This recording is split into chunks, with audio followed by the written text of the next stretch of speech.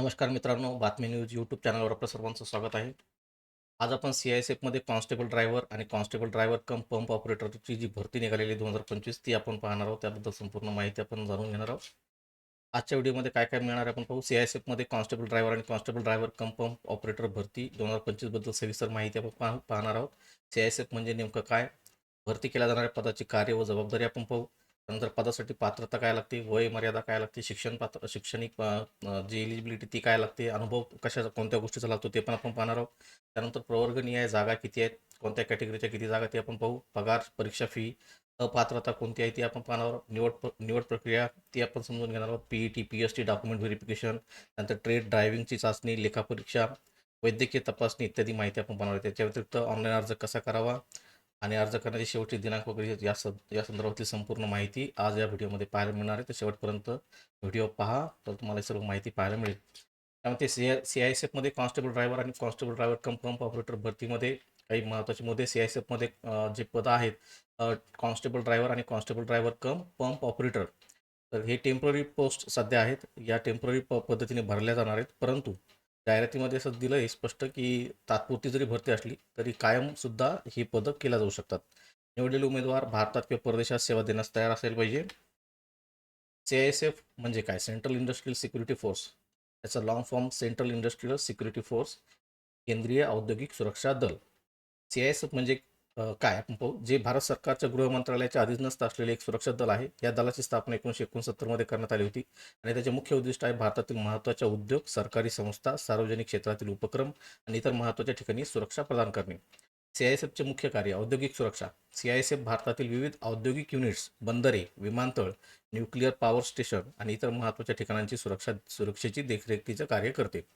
VIP सुरक्षा, उच्च पातळीवर व्यक्तींच्या VIP सुरक्षा, जसे की देशाच्या नेत्यांची, मंत्री आणि इतर प्रमुख नेत्यांची व्यक्तींची सुरक्षा देखील ही CISF जी सिक्युरिटी फोर्स आहे ती करत असते. या व्यतिरिक्त विमानतळ सुरक्षा. CISF भारतातील विमानतळांच्या सुरक्षा व्यवस्थेची जबाबदारी घेतं. त्यात प्रवाशांच्या सुरक्षेची तपासणी, विमानाची सुरक्षा आणि इतर संबंधित कार्य केली जातात. आपत्कालीन सेवा. CISF आपत्कालीन परिस्थितीमध्ये त्वरित प्रतिक्रिया देण्यास तयार असते, जसे की आग लागली असल्यास इतर आपत्ती व्यवस्थापनामध्ये सक्रिय भूमिका निभावते. विशेष सुरक्षा सेवा. नागरिकांच्या सुरक्षा वाढवण्यासाठी आणि सरकारच्या विविध महत्त्वाच्या योजनांच्या अंमलबजावणीसाठी सुद्धा CISF कार्य करत असते. आता जे पदं CISFमध्ये निघाले त्या पदांबद्दल पाहू आपण. कॉन्स्टेबल ड्रायव्हर कम कम पंप ऑपरेटर किंवा ड्रायव्हर फॉर फायर सर्व्हिसेस हे पद आहे. या पदाच्या ज्या मुख्य जबाबदाऱ्या आहेत, काय काम त्यात केलं जातं ते आपण पाहू. वाहन चालवणे, आग सुरक्षा सेवा विभागातील विविध प्रकारचे यांत्रिक वाहन चालवणे, वाहनाच्या दुरुस्ती व देखभालीची जबाबदारी घेणे, इमर्जन्सी स्थितीमध्ये आपत्कालीन सेवा पुरवणे आणि अग्निशमन यंत्रणा त्वरित स्थळी पोहोचवणे. पंप ऑपरेटरचे कार्य पाहू आपण. पंप ऑपरेटर म्हणून कार्य करणे आणि पंपसाठी आवश्यक असलेल्या दुरुस्त्या व देखभाल करणे, अग्निशमन यंत्रणा आणि पंपसाठी सर्व आवश्यक कार्य पूर्ण करणे, आपत्कालीन स्थिती हाताळणे, आग लागल्यास त्वरित घटनास्थळी पोहोचणे आणि त्यासाठी आवश्यक असलेल्या साधनाचा वापर करणे, या व्यतिरिक्त आपत्कालीन बचाव कार्यात सक्रिय सहभाग घेणे इत्यादी जबाबदाऱ्या या पदाच्या लोकांना कराव्या लागतात. आता भरती प्रक्रियाबद्दल आपण जाणून घेऊ. सर्वात अगोदर तर ऑनलाईन अर्ज आपल्याला करावा लागतो या भरतीसाठी, या पदांना अप्लाय करण्यासाठी. त्यामध्ये जे निवड प्रक्रिया आहे त्यामध्ये चाचण्या होतात. PET PST दस्तऐवजीकरण म्हणजे डॉक्युमेंट व्हेरिफिकेशन, ट्रेड चाचणी होते. ट्रेड म्हणजे ड्रायव्हिंगची जी चाचणी आहे ती घेतल्या जाते. लेखी परीक्षा, वैद्यकीय तपासणी.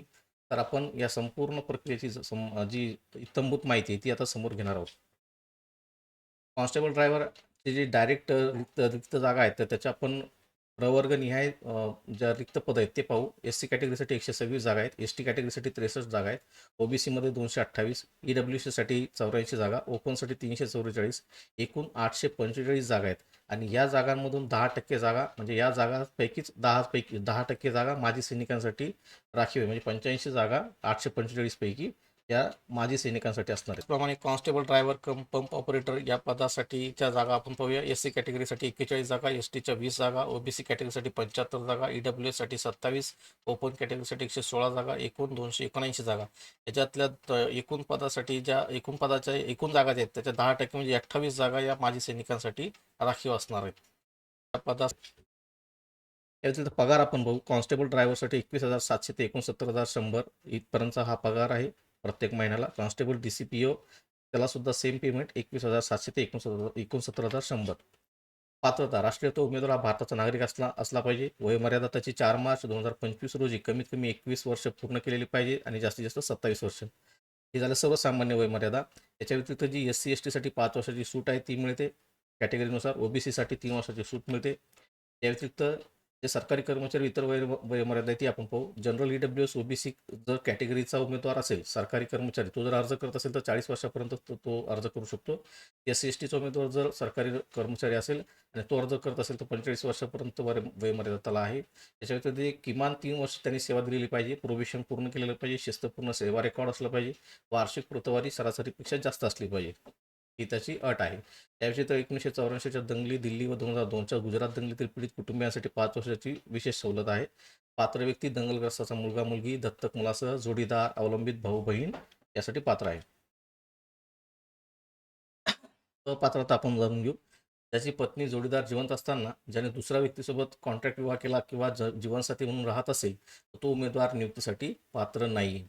या व्यतिरिक्त केंद्र सरकार त्याच्या विवाहाला मान्यता देऊ शकते जर त्या व्यक्तीला संबंधित कायद्यानुसार, म्हणजे जे जे वेगळ्या धर्माचे वेगळे कायदे आहेत, पर्सनल लॉ बोर्ड वगैरे, त्याच्यानुसार जे काही लागू असेल त्यानुसार इथे अपात्र किंवा पात्र ही पात्रता ठरणार आहे.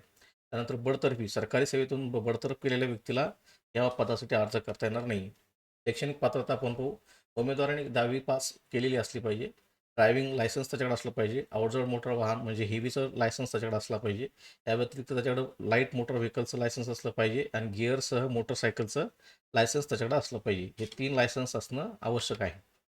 या व्यतिरिक्त अनुभवाची सुद्धा याला गरज आहे. 4 मार्च 2025 या तारखेपर्यंत 3 वर्षाचं हेवी किंवा जड वाहन ज्याला म्हणतात, मोटर व्हेकल, ते चालवण्याचा अनुभव असला पाहिजे. त्या व्यतिरिक्त गिअरवाली जी मोटरसायकल, टू व्हीलर आहे ते चालवण्याचा अनुभव असला पाहिजे 3 वर्षापर्यंतचा. या व्यतिरिक्त 4 मार्च 2025 या तारखेपर्यंत 3 वर्ष हलके वाहन म्हणजे जी कार वगैरे आहे ती चालवण्याचा किंवा मोटरसायकल चालवण्याचा, या दोन्हीपैकी एक असणं कंपल्सरी. फिजिकल स्टँडर्ड, शारीरिक क्षमता. ओपन ईडब्ल्यूएस, एससी, ओबीसी या सर्व उमेदवारांसाठी 167 सेंटीमीटरची हाईट, कमीत कमी उंची असली पाहिजे. छाती कमीत कमी 80 सेंटीमीटर न फुगवता आणि फुगवून 85 सेंटीमीटर. या व्यतिरिक्त मराठा जो प्रमाणपत्र धारक असेल उमेदवार, त्याला कमीत कमी उंची 160 सेंटीमीटरपर्यंत असणे आवश्यक आहे. छाती त्याची 78 सेंटीमीटर कमीत कमी आणि फुगवून 83 सेंटीमीटर. वैद्यकीय मानके. निवडलेल्या उमेदवारांची वैद्यकीय तपासणी वैद्यकीय मंडळाकडून केली जाते, ज्यामध्ये शारीरिक व वैद्यकीय तंदुरुस्तीचे मूल्यांकन केले जाईल. उमेदवाराकडे चांगले मानसिक आणि शारीरिक आरोग्य असावे आणि कोणत्याही शारीरिक दोषापासून तो मुक्त असला पाहिजे. या व्यतिरिक्त अर्ज सादर करण्यावर सूचना. उमेदवारांना फक्त एकच ऑनलाईन अर्ज सादर करता येणार आहे. उमेदवार कॉन्स्टेबल ड्रायव्हर आणि कॉन्स्टेबल DCPO या दोन्ही पदासाठी एकाच अर्जामधून अर्ज करू शकतो. प्राधान्यक्रम या पद्धतीने आपण देऊ शकतो. 2 पद्धती आहे. एक तर पहिल्या नंबरला कॉन्स्टेबल ड्रायव्हर टाका, पहिले प्राधान्य. दुसरा कॉन्स्टेबल DCPO दुसरे प्राधान्य द्या त्याला, किंवा कॉन्स्टेबल DCPOला पहिलं प्राधान्य देऊन कॉन्स्टेबल ड्रायव्हरला दुसरं प्राधान्य तुम्ही देऊ शकता. एकाच अर्जामध्ये दोन्ही पदांना अप्लाय होईल. ऑनलाईन अर्ज सुरुवात आणि शेवट. या पदासाठी पात्र उमेदवारांद्वारे ऑनलाईन अर्ज सादर करण्याची सुरुवात 3 फेब्रुवारी 2025 पासून झालेली आहे आणि ऑनलाईन अर्ज करण्याची अंतिम दिनांक 4 मार्च 2025 रोजी रात्री 11:59 असणार आहे. सूचना. शेवटच्या तारखेची वाट न पाहता अर्ज त्वरित भरून घ्यायला पाहिजे, कारण ही वेबसाईट जर नंतर चालेल किंवा त्यात अडथळे येऊ शकतात, तर त्यामुळे फॉर्म जो आहे तो लवकरात लवकर भरून घ्यायचा आहे. परीक्षा फी SC ST माजी सैनिकांसाठी फी नाही आहे, ती परीक्षा आहे त्यासाठी. आणि ज्या ओपन OBC इतर कॅटेगरी आहेत त्यांच्यासाठी 100 रुपये याला परीक्षा फी असते. फी भरण्याची अंतिम तारीख आपण पाहू. ऑनलाईन फी उमेदवार 4 मार्च 2025 रात्री 11:59 पर्यंत भरू शकतो. जर त्यांनी ऑनलाईन फॉर्म भरताना चलानचा पर्याय निवडा असेल, ऑफलाईन चलानचा, तर त्याला 6 मार्च 2025 पर्यंतची तारीख दिलेली आहे. परंतु त्यांनी फॉर्म भरताना ऑफलाईन पेमेंटचा ऑप्शन निवडून त्या ठिकाणी चलानची प्रिंट काढून ठेवलेली पाहिजे 4 मार्च 2025च्या अगोदर, तरच त्याला 6 मार्चपर्यंत पेमेंट करता येईल. बँकेत जाऊन पेमेंट करावं लागतं ते ऑफलाईन. त्यातील प्रवेशपत्र डाउनलोड करण्यासाठी PET, PST आता जे निवड प्रक्रियातल्या स्टेप्स आहेत, जसं की PET आहे, फिजिकल एलिजिबिलिटी टेस्ट किंवा फिजिकल स्टँडर्ड टेस्ट किंवा डॉक्युमेंट व्हेरिफिकेशन, ट्रेड चाचणी प्रक्रिया आहे. त्या प्रवेश प्रक्रियाच्या ज्या स्टेप्स आहेत, PET physical eligibility test, physical standard test, document verification, trade test, त्यानंतर एक्झाम, लेखी परीक्षा, वैद्यकीय तपासणी, या सर्व स्टेप्ससाठी आपल्याला प्रवेशपत्र मिळणार असते ऑनलाईन. ते प्रवेशपत्र आपल्याला https://recett.cisf.gov.in या वेबसाईटवरून डाउनलोड करता येते आणि याच वेबसाईटच्या माध्यमातून आपल्याला ऑनलाईन अर्ज करायचा असतो. याची प्रिंटआउट आपल्याला प्रत्येक स्टेपला जेव्हा जेव्हा आपल्याला बोलवलं जाईल किंवा ज्या स्टेप्स आपण क्लिअर करू, पासआउट होऊ, त्याच्यानंतरच्या येणाऱ्या पुढच्या स्टेपला प्रत्येक वेळेस ॲडमिट कार्ड येईल, ते डाउनलोड करून आपल्याला तिथे घेऊन जायचं आहे. भरती प्रक्रिया आपण पाहू. उंची बार चाचणी सगळ्यात अगोदर जी पहिली स्टेप आहे ती HBT म्हणजे उंची बार चाचणी. सर्व उमेदवारांचे अर्ज तात्पुरते स्वीकारले गेले आहेत. ते ऑनलाईन अर्ज केल्याच्या नंतर जे तात्पुरते स्वीकारले गेलेले अर्ज आहेत त्या सर्वांना हॉल तिकीट पाठवलं जातं आणि त्यांना चाचणीसाठी बोलवलं जातं. ते त्यांचे 167 सेंटीमीटर हाईट जे आपण बघितला क्रायटेरिया तो चेक केला जातो. त्यानंतर ते पास होणारे उमेदवार जे आहेत त्यांना पुढच्या स्टेपसाठी PETसाठी बोलवलं जाईल. PET आणि PSTसाठी. तर शारीरिक कार्यक्षमता चाचणी त्यानंतरची स्टेप जी आहे ती PET फिजिकल एलिजिबिलिटी टेस्ट. तर त्यामध्ये 800 मीटरचं धावण्याचं त्या ठिकाणी स्पर्धा आहे. 800 मीटरपर्यंत रनिंग करावी लागते 3 मिनिटं आणि 15 सेकंदामध्ये. लांब उडी 11 फूट 3 चान्सेस दिले जातात. उंच उडी 3 फूट 6 इंचापर्यंत गेली पाहिजे आणि 3 चान्सेस त्यामध्ये दिले जातात. पात्रता निकष उमेदवाराला PETच्या प्रत्येक इव्हेंटमध्ये पात्र ठरावे लागते. PETमधील कोणत्याही इव्हेंटमध्ये अपयशी ठरल्यास उमेदवाराला भरती प्रक्रियेतून काढले जाईल आणि पुढील टप्प्यात सहभागी होण्याची परवानगी मिळणार नाही. या व्यतिरिक्त अपील जर करायचे असेल PETमध्ये कोणतेही अपील स्वीकारले जाणार नाही. शारीरिक मानक चाचणी PST फिजिकल स्टँडर्ड टेस्ट आपण पाहू. उंची, छाती आणि वजन तपासणी. त्याच्यामध्ये जशी की उंची आपण बघितली, जो क्रायटेरिया सांगितला 160 किंवा 167 सेंटीमीटर, छाती 80-85 आणि मराठासाठी 78-83 फुगवून. त्यानंतर HBT हाईट, HBT टेस्ट झाल्याच्या नंतर PETची एक्झाम झाल्यानंतर PST ही चाचणी घेतली जाते. त्यानंतर कागदपत्रे पडताळणीमध्ये HBTमध्ये पात्र ठरलेल्या उमेदवारांची मूळ प्रशस्तीपत्रे, कागदपत्रे PET-PST चाचणीच्या वेळी तपासली जातील. कागदपत्रे न सादर करणारे उमेदवार, जे उमेदवार आवश्यक मूळ कागदपत्रे सादर करण्यात अयशस्वी ठरतील, त्यांना भरती प्रक्रियेतून वगळले जाईल आणि पीठासीन अधिकाऱ्याकडून नकार स्लिप दिली जाईल. ओळख आणि वैद्यकीय तपासणी. वाहन चालवण्यासारखा फोटो असणारा ओळखीचा पुरावा, जसे उमेदवारांनी वाहन चालवण्यासाठी जो ड्रायव्हिंग लायसन्स किंवा मतदान कार्ड, आधार कार्ड किंवा विद्यापीठ महाविद्यालयाचे ओळखपत्र इत्यादी किंवा पॅन कार्ड हे ID प्रूफ सोबत ठेवायचं आहे. कागदपत्रे पडताळणी करताना आवश्यक प्रमाणपत्रे आणि दस्तऐवजीकरण सादर करणे आवश्यक आहे. यासाठी उमेदवार संबंधित जिल्ह्याचे कास्ट सर्टिफिकेट जर असेल तर ते सक्षम अधिकाऱ्याकडून घेतलेलं पाहिजे. त्यानंतर ST उमेदवारांसाठी काही डॉक्युमेंटच्या बाबतीत सूट आहे, परंतु जर जर त्यांनी वैध मूळ ST कॅटेगरीचं जर जातीचं प्रमाणपत्र सबमिट केलं तर. त्यानंतर पात्र न ठरलेल्या उमेदवारांसाठी अपील. जे उमेदवार शारीरिक मानकामध्ये पात्र नाहीत त्यांना अपील करण्याची संधी मिळेल, जी पीठासीन अधिकारी मार्फत अपील प्राधिकरणाला केली जाऊ शकते. अपील प्राधिकरणाचा निर्णय अंतिम राहील. आवश्यक कागदपत्रे आपण पाहू. 10वीचे मार्क मेमो, बोर्ड सर्टिफिकेट आपल्याला लागणार आहे किंवा इतर शैक्षणिक प्रमाणपत्रे जे तुम्ही एलिजिबिलिटी दाखवणार आहात त्यानुसार. नंतर जन्मतारीख प्रमाणपत्र, मॅट्रिक किंवा 10वी उत्तीर्ण प्रमाणपत्र लागणार आहे. वैध HMV म्हणजे हेवीचं मोटर व्हेकल लायसन्स. त्यानंतर वाहतुकीचं ट्रान्सपोर्टचं जर असेल तुमच्याकडे तर ट्रान्सपोर्टचं लायसन्स चालतं. लाईट मोटर व्हेकलचं लायसन्स चालतं, लागणार आहे. नंतर मोटरसायकल विथ गिअर जे आहे टू व्हीलरचं ते ड्रायव्हिंग लायसन्स आपल्याला लागणार आहे. 3 ड्रायव्हिंग लायसन्स महत्त्वाचे. त्याच्यामध्ये हेवी किंवा ट्रान्सपोर्ट आहे दोन्हीपैकी एक. नंतर लाईट मोटर व्हेकल कारचं आणि मोटरसायकल कंपल्सरी लायसन्स आपल्याला लागणार आहे. SC ST OBC आणि EWS प्रमाणपत्र जर ज्याची जशी कास्ट कॅटेगरी असेल त्यानुसार त्याला जातीचा दाखला लागणार असणार आहे. आता मराठा उमेदवार असेल तर मराठा जातीचं प्रमाणपत्र लागणार आहे. उंचीमध्ये सूट वगैरे पाहिजे असेल तर. या व्यतिरिक्त उमेदवारांचे 4 पासपोर्ट आकाराचे अलीकडील छायाचित्र जे लेटेस्ट फोटो काढलेले असेल त्या फोटोचाही क्रायटेरिया आहे. त्या फोटोवरती ज्या तारखेला तुम्ही फोटो काढलेला आहे त्या फोटोवरती ती तारीख छापलेली असली पाहिजे आणि व्हाईट बॅकग्राऊंड मोस्टली तसं असलं पाहिजे. याच्या व्यतिरिक्त 3 महिन्याच्या आतील तो फोटो असला पाहिजे. तर हे फोटो तुम्हाला लागणार आहे ऑनलाईन फॉर्म भरताना देखील आणि पुढील भरती प्रक्रियेमध्ये सुद्धा. छायाचित्राची तारीख जसं मी सांगितलं ती फोटोवर असली पाहिजे. शैक्षणिक वयाचा पुरावा, जात प्रमाणपत्र, ड्रायव्हिंग लायसन्सची स्वतः प्रमाणित छायाप्रत, हे जे सर्व डॉक्युमेंट आपण नेणार आहोत हे सर्व डॉक्युमेंट सेल्फ अटेस्टेड केलेली असली पाहिजे.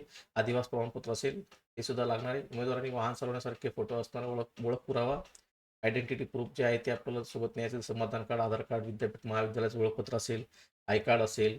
ठीक आहे. अर्ज भरलेला जो अर्ज आहे तो पण आपल्याला सोबत लागेल. प्रवेशपत्र लागणार आहे. हे सर्व डॉक्युमेंट आपल्याला लागणार आहे. भरती प्रक्रियेतून वगळणे. जे उमेदवार शारीरिक मानक पूर्ण करत नाहीत, ज्यांना रिजेक्ट स्लिप देऊन भरती प्रक्रियेतून वगळले जाईल. वजनाच्या कारणाने मेडिकल चाचणी दरम्यान वगळले जाऊ शकतात. वजन जर कमी भरत असेल तर किंवा त्याच्यात मानकामध्ये जर बसत नसलं तर त्या ठिकाणी रिजेक्शन होऊ शकते. शारीरिक मानक पूर्ण करणारे उमेदवार पुढील भरती प्रक्रियेत सहभागी होण्यासाठी पात्र असतील. ओळख तपासणी आणि नोंदणी प्रक्रिया. उमेदवारांची ओळख अधिकारी मंडळाद्वारे तपासली जाईल. ती खालीलप्रमाणे केलं जातं. PET PST दस्तऐवजीकरण, डॉक्युमेंट व्हेरिफिकेशन, ट्रेड चाचणी, लेखी परीक्षा आणि प्रवेश तपासणी, ओळखपत्र आणि बायोमेट्रिक क्रेडेन्शियल, डाव्या हाताचा, उजव्या हाताचा अंगठा, फिंगर इम्प्रेशन बायोमेट्रिक आपले घेतल्या जातात या स्टेप्स चालू असताना. याच्या आधारावर आपली तपासणी केली जाईल. म्हणजे नोंदणी प्रक्रिया कशी होईल, पीईटी पीएचटी आयोजित करण्यापूर्वी उमेदवारांची नोंदणी केली जाईल, जी पुढील सर्व टप्प्यामध्ये वापरली जाईल. आता या नोंदणी प्रक्रियेमध्ये तुमचे बायोमेट्रिक सुद्धा घेतले जातात आणि या बायोमेट्रिक्सनुसारच समोरच्या सगळ्या ज्या स्टेप्स होतात निवड प्रक्रियेच्या, त्याच्यामध्ये ते व्हेरीफाय केलं जातं की तोच कॅन्डिडेट आहे का, बायोमेट्रिक चेक करून. नंतर ट्रेड चाचणी, शारीरिक कार्यक्षमता चाचणी, शारीरिक मानक चाचणी आणि दस्तावेज पडताळणी पूर्ण झाल्यानंतर, म्हणजे तुमची पीईटी पीएचटी पूर्ण झाल्याच्या नंतर दस्तावेज पडताळणी केल्या जाते. दस्तावेज पडताळणी म्हणजे डॉक्युमेंट व्हेरिफिकेशन, ते झाल्याच्या नंतर ट्रेड चाचणी घेतली जाते.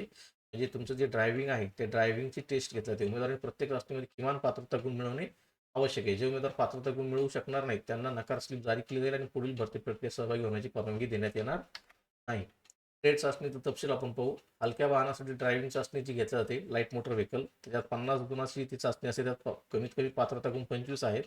जड वाहनासाठी हेवीचं जे वाहन आहे ते त्याची ड्रायव्हिंग चाचणी तुम्हाला 50 गुण असतात, त्याच्यात 25 गुण तुम्हाला पास होण्यासाठी आवश्यक आहे. मोटार यंत्रणा आणि वाहनाच्या लहान दुरुस्तीचे ज्ञान, त्याच्याबरोबर तुमची टेस्ट घेतली जाते. त्यात 30 गुणांचा पेपर असतो, 15 गुण मिळणं आवश्यक आहे. त्यानंतर लेखी परीक्षा होते. ही जी ट्रेड टेस्ट ही झाल्याच्या नंतर त्यात तुम्ही पास जर झाला तर नंतर लेखी परीक्षा होईल. जे उमेदवार पीईटी पीएचटी डॉक्युमेंट व्हेरिफिकेशन आणि ट्रेड चाचणी पात्र ठरतील त्यांना OMR संगणक आधारित चाचणी मोड अंतर्गत लेखी परीक्षेसाठी बोलावलं जातं. त्यामध्ये कम्प्युटर संगणक आधारित चाचणी होते, कम्प्युटर बेस्ड टेस्ट. त्याच्यामध्ये 4 पर्याय असतात एका प्रश्नाला आणि त्याच्यातून एक जे बरोबर उत्तर असेल त्याचा आपल्याला पर्याय निवडायचा असतो. लेखी परीक्षेत एकूण 100 गुणांची वस्तुनिष्ठ प्रकारची परीक्षा असते. संगणक आधारित चाचणी फक्त इंग्रजी आणि हिंदी भाषामध्येच होते, इतर भाषामध्ये होत नाही. त्यात निगेटिव्ह मार्किंग नसते, निगेटिव्ह मार्क वगैरे मिळत नाहीत. त्यानंतर लेखी परीक्षा पाहू आपण, त्याचा सिलेबस कशा पद्धतीचा आहे. भाग ए मध्ये सामान्य ज्ञान जागरूकता, त्याच्यामध्ये 20 प्रश्न 20 गुण. त्यानंतर भाग 2 मध्ये प्राथमिक गणिताचे ज्ञान 20 प्रश्न 20 गुण. नंतर भाग सी मध्ये विश्लेषणात्मक ॲप्टिट्यूड 20 गुण 20 प्रश्न. निरीक्षण व वेगळेपण ओळखण्याची क्षमता, त्याच्यामध्ये 20 प्रश्न 20 गुण. इंग्रजी हिंदीचे प्राथमिक ज्ञान, त्यात 20 प्रश्न 20 गुण. एकूण 100 प्रश्नांचा 100 गुणांचा हा पेपर असतो. 120 मिनिटाची वेळ असते, 2 तासाची. पुढील टप्प्यापर्यंत पात्र होण्यासाठी मेडिकल परीक्षा, आता DME RME सारख्या पुढील टप्प्यापर्यंत पात्र होण्यासाठी लेखी परीक्षेतील किमान गुणांशी संबंधित टक्केवारी खालीलप्रमाणे. तर जे ओपन EWS आणि माजी सैनिक आहे यांना कमीत कमी जी मागील परीक्षा आपण बघितली, ही जी आपण लेखा परीक्षा बघितली, या लेखा परीक्षेमध्ये कमीत कमी 35% गुण ओपन EWS आणि माजी सैनिकांना मिळाले तर ते पात्र होतील. SC ST OBC साठी 33% गुण कमीत कमी असले पाहिजे तर पात्रता पुढील स्टेपसाठी म्हणजे मेडिकल जे आहे मेडिकल चाचणी त्यासाठी पात्र होता येईल. आता वैद्यकीय चाचणी आपण पाहू. फक्त तेच उमेदवार जे दोन्ही टप्पे म्हणजे पीईटी पीएचटी उत्तीर्ण झाले आहेत, त्यांचं डॉक्युमेंट व्हेरिफिकेशन आणि ट्रेड टेस्ट झाली आहे, लेखा परीक्षा झाली आहे, त्यातून पास झालेले जे उमेदवार आहेत त्यांच्यासाठीच वैद्यकीय तपासणी त्यांना बोलवलं जाईल. आणि वैद्यकीय चाचणीसाठी निवडल्या जाणाऱ्या उमेदवारांची संख्या प्रत्येक प्रवर्गासाठी रिक्त पदांच्या सुमारे 2 पटीत असेल. म्हणजे जेवढ्या रिक्त जागा आहेत त्याच्या 2 पटीमध्ये मुलांना हे वैद्यकीय चाचणीसाठी बोलवलं जाईल. ऑनलाईन अर्ज कसा करावा ते आपण पाहू. ऑनलाईन अर्ज करण्यासाठी CISFच्या अधिकृत वेबसाईटवर जायचं आहे. वेबसाईट आहे https://CISF.RECT.CISF.gov.in. याची लिंक मी डिस्क्रिप्शन बॉक्समध्ये पण देणार आहे, तिथून सुद्धा तुम्ही क्लिक त्या वेबसाईटवर जाऊ शकता. नंतर वेबसाईट ओपन झाल्यानंतर लॉग इन बटनावर जायचं आहे, तिथे नवीन नोंदणी बटनावर क्लिक करायचं आहे. एक वेळ नोंदणी प्रक्रियेसाठी जी माहिती आहे ती खाली जसं की आपली मूलभूत माहिती आहे, आपलं नाव, वडिलाचं नाव, त्याची जनरल माहिती विचारलं जाईल, ती माहिती आपल्याला भरायची. त्यानंतर अतिरिक्त संपर्क तपशील, ॲड्रेस वगैरे माहिती आपल्याला टाकायची. घोषणापत्र तिथे आपल्याला सेल्फ डिक्लेरेशन जे आहे ते क्लिक करायचं आहे. त्यानंतर आपला जो अलीकडील फोटो, असं आपण अगोदर डिस्कस केलं, तारखेचा फोटो, ज्या तारखेला फोटो काढलेला आहे ती तारीख त्या फोटोवर प्रिंट असेल असा फोटो स्कॅन केलेला असला पाहिजे. आपली सिग्नेचर स्कॅन केलेली असली पाहिजे. त्यानंतर तुमचं 10वीचं बोर्ड सर्टिफिकेट किंवा तारखेचा पुरावा म्हणून एक डॉक्युमेंट स्कॅन केलेलं असलं पाहिजे. शैक्षणिक प्रमाणपत्राचं डॉक्युमेंट स्कॅन करून ठेवायचं. हे सगळे डॉक्युमेंट आपल्याला स्कॅन केले या स्टेपला ऑनलाईन अर्जामध्ये अपलोड करायचे असतात. हे अपलोड केल्यानंतर ऑनलाईन पेमेंट करायचं आहे आणि अर्ज सबमिट करायचा आहे. अशा रीतीने आपण या व्हिडिओमध्ये बघितलं की CISFच्या ज्या जागा 2025च्या निघालेल्या आहेत ड्रायव्हर कम पंप ऑपरेटर वगैरेसाठी, तर त्या संदर्भातली संभूत माहिती आपण पाहिलेली आहे. अशाच आमचे इतर जे नोकरी संदर्भातले व्हिडिओ आहेत हे सुद्धा आम्ही या चॅनलच्या माध्यमातून रिलीज करत राहणार आहोत. जर तुम्हाला आमचा हा जो प्रयत्न जर आवडत असेल तर आमच्या चॅनलला सबस्क्राईब करा, लाईक करा, शेअर करा. इथपर्यंत तुम्ही व्हिडिओ बघितलात त्यासाठी धन्यवाद.